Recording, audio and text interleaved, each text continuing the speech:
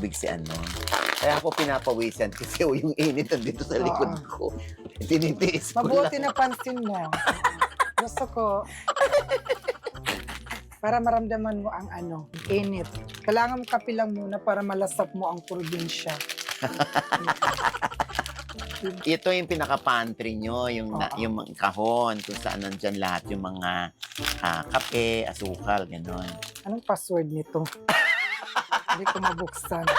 Ako na. May password to. Hindi dito yan sa gilid. Yaya! Eh, ba't niyaya ka? Mayaman kami.